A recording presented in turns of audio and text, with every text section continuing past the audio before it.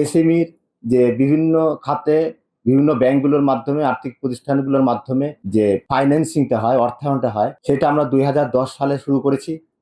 এই কালের বিবর্তনে আমরা এখন 2025, 2019 সালে আমাদের এসএমই সংক্রান্ত মাস্টার সার্কুলার জারি করা হয়েছিল।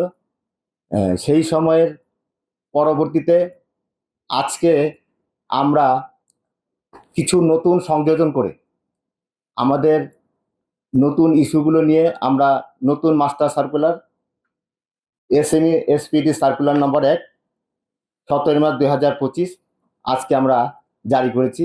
ইতিমধ্যে আমাদের বাংলাদেশ ব্যাংকের ওয়েবসাইটে আপলোড করা হয়েছে। আপনারা জানেন যে আমাদের এই যে মার্কেট সেগমেন্টটা, যেটা লেবার ইন্টেন্সিভ, এবং এখানে জেস্টেশন পিরিয়ডটা, যেটা উৎপাদন সময়কালটা থাকবে অনেক কম, যার জন্য আমাদের এসএমই ফাইন্যান্সিং এর মাধ্যমে আমাদের ডেভেলপমেন্টটা, অর্থনৈতিক চাকাটা ঘুরবে খুব দ্রুত। এটা আমরা আমাদের এই বিগত সময়ের সাকসেসে আমরা বলতে পারছি, আমাদের অভিজ্ঞতায় বলছে যে আমাদের অর্থনৈতিক উন্নয়নে আমরা এগিয়ে যাচ্ছি। যে জিনিসগুলো আমাদের উপকার আসবে সেটা হচ্ছে যে আমাদের জাতীয় আয় বৃদ্ধিতে এই খুব দ্রুত অবদান রাখবে এসএমই।